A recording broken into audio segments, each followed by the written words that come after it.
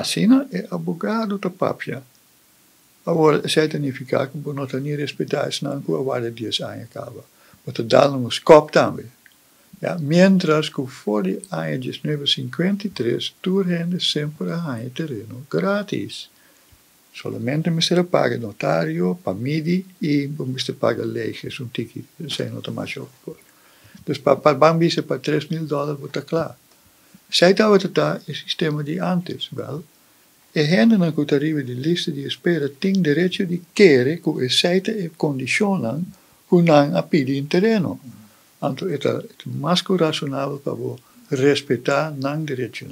Então, que em futuro você vai fazer algo outro, e sai uma outra coisa que o governo pode decidir e o governo vai passar a decidir. Então, se go em advogado, é danificar e duas coisas não é, mas espera que o advogado não está comunicando uma informação robusta, mas espera. Pero me tenho que ter em conta que o site é intenção.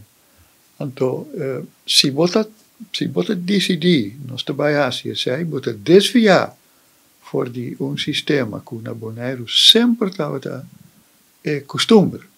É parte da cultura, não está nem injusto. Mas sobre terreno, quem está dono de terreno? Real dono.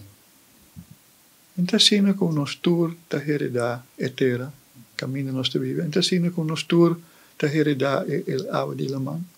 Tá de quem oude de man, tá de nós tour, toch? Então, de com terreno não está de nós tour. Então, se você tem que biba, que está uma coisa hobby importante para um gente, para ir para biba, o mistério de terreno para pôr em casa, de com é assim irrazonável que você dona gente um terreno grátis. Mas sobre a DJ eigenlijk acaba.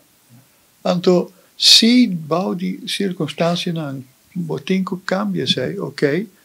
Anyhow, nós vivemos em uma democracia, se nós governo com maioria, mas compreender hasta que está unânime pela epidemia, não se seguro, mas se maioria quer para fazer assim, e me te compreender que o governo está sem para trazer caminho lá, para trazer infraestrutura, compreendível também.